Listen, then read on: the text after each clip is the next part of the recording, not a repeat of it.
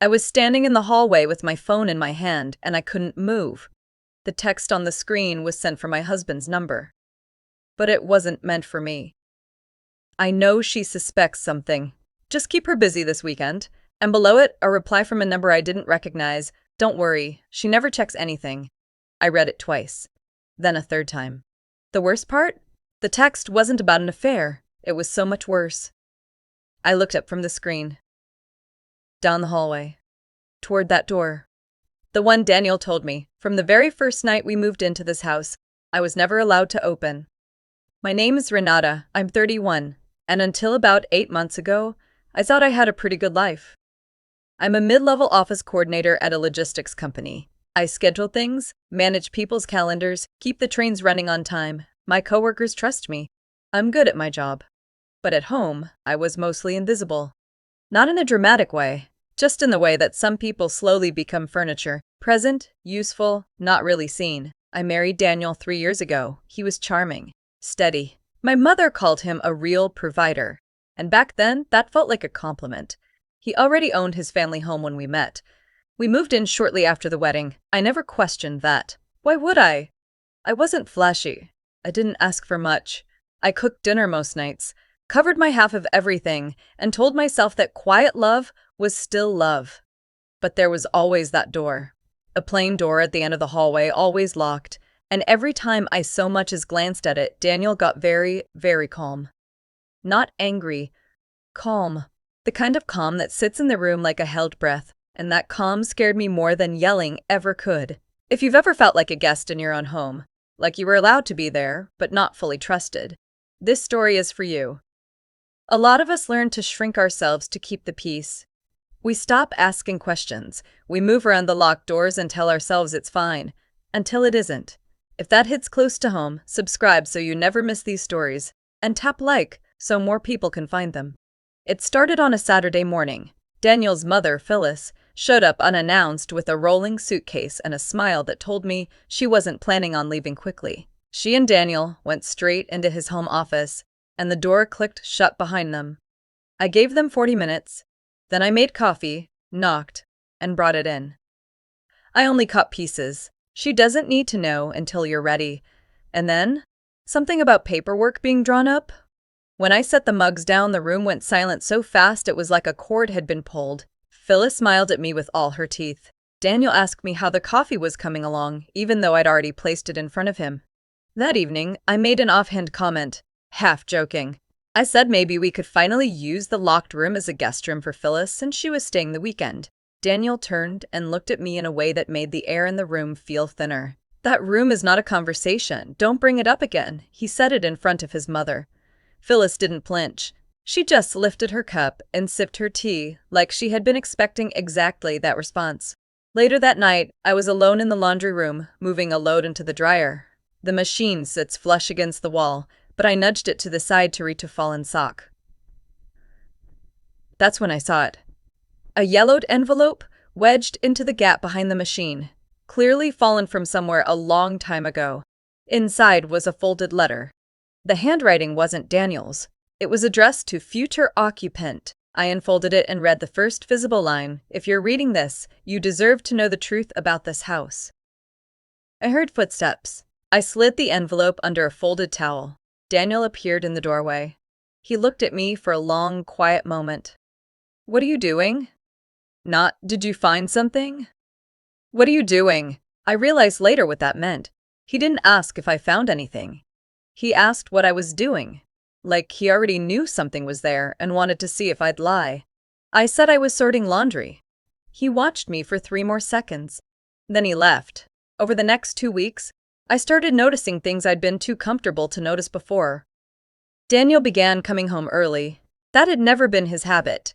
But suddenly, he was beating me through the door almost every afternoon, and I understood why the day the mail carrier reached me before Daniel pulled into the driveway. She handed me a small stack. One envelope had a return address I recognized as a local attorney's office. Before I could even register it fully, Daniel was there. He took it from my hand with a smooth, easy motion. That's mine, work thing. No further explanation. No follow-up. Just the envelope gone. His mother started calling every other day.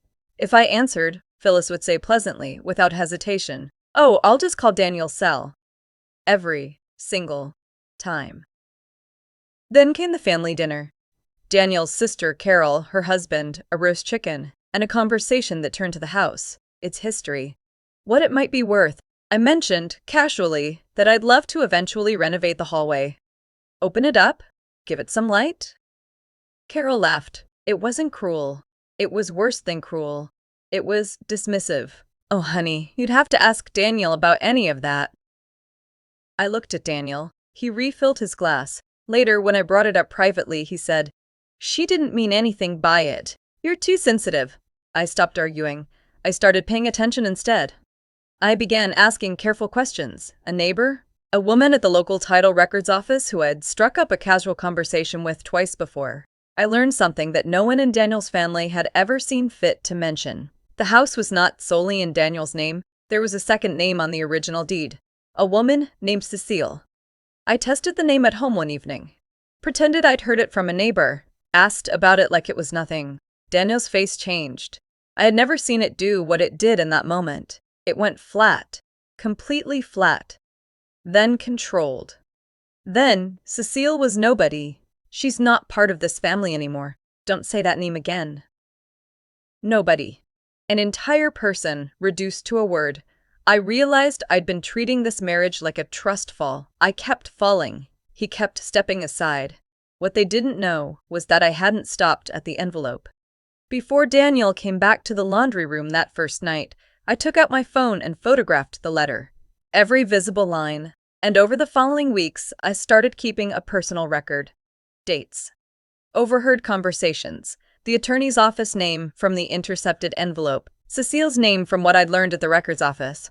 All of it, documented and saved in a folder on my phone with a name that looked like a grocery app. What they didn't know was that I'm very good at remembering things. I always have been. My father used to say I had a mind like a filing cabinet. Daniel thought I was just the woman who made dinner. He was wrong. But there was something else. About a week after finding the first envelope, I moved the washing machine all the way out from the wall to clean behind it, and I found it. A loose floorboard, slightly uneven. Beneath it, a second envelope. Sealed. No writing on the front. I didn't open it. Not yet. I was waiting for the right moment. I had a plan they never saw coming, and it started with one phone call to a woman none of them expected me to find. Using Cecile's name and the details from the deed records, I tracked down a retired real estate attorney named Mr. Ston Aldrich, who had handled the original property transfer. He was elderly, lived about 20 minutes away, and when I knocked on his door one Tuesday afternoon and said Cecile's name, he went very quiet. He looked at me for a long moment. Then he said, "I always thought someone would come asking eventually." He was careful. He didn't violate privilege. But he confirmed enough. Cecile had been Daniel's first wife. The marriage had been quietly annulled. The house was originally Cecile's inheritance, and the deed transfer, he said, was complicated. He couldn't say more without her permission. But he handed me something before I left, a slip of paper with a P.O. box address on it. She asked me to give this to anyone who came asking with honest eyes. Meanwhile, Daniel's behavior at home was shifting into something harder to ignore. He installed a new lock on the hallway door. A keyed deadbolt. He told me it was for storage security. I didn't respond. I watched. Over one weekend, I counted 3 separate trips he made between his car and that locked room. Something was being moved in or prepared, then Carol let something slip over coffee. She was talking easily, clearly assuming I knew more than I did. "Well, once everything's transferred officially, you two can just move on, right?" She caught herself.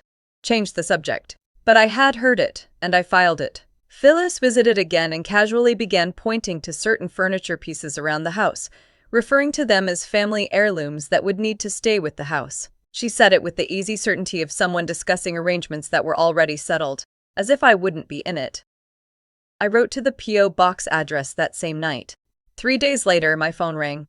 The voice on the other end was steady and careful, and tired in the way of someone who had been waiting a very long time to speak. "My name is Cecile," she said. "I think you already know some of what I'm going to tell you. We met in person at a coffee shop 2 towns over. Cecile was composed, measured, and wore the kind of quiet exhaustion that comes not from weakness, but from fighting alone for too long. The shop smelled of dark roast and warm wood, and we sat in the back corner where no one could easily see us from the window. She told me everything. The house had belonged to her. Her grandmother had willed it to her directly. When her marriage to Daniel deteriorated, he had presented her with paperwork that he described as a standard legal separation agreement. She had signed it, trusting him. It wasn't what he said it was. Buried in the legal language was a deed transfer. She had discovered it nearly a year later and had been working quietly through Mr. Twain Aldridge to build a case to contest it. But she needed documents that were stored inside the house, and she had no way to access them. That's where he keeps the paperwork, she told me. All of it. That locked room. I know because I used to keep my own files there. I set the second sealed envelope on the table between us. I hadn't opened it alone. I'd wanted a witness. Inside was a handwritten inventory, a list of specific documents, titles, dates, file names that Cecile had left hidden in the house before she left. And beneath the inventory, a note in her handwriting. It said, "If you live in that house and you're reading this, he did to you what he did to me." The silence between us lasted about 4 seconds. Then we got to work, armed with Cecile's full testimony, Mr. Spedian, Aldridge's professional knowledge, and my own documented record. The photographs, the dates, the attorney's office name, every note I had been quietly keeping for months. I contacted a family law attorney. Within days, a formal legal notice was drafted. It addressed the property deed transfer and raised the issue of Daniel's undisclosed prior marriage, which, because of a procedural error in how the annulment was filed, may not have been fully valid at the time he married me. Daniel was served the notice at home. I made sure I was there. His face when he read it was something I'll never forget. Not because it was dramatic, because it was small. He looked suddenly smaller than I had ever seen him. "You went behind my back. Do you understand what you've done? I opened a door you told me never to open. Turns out there was a reason.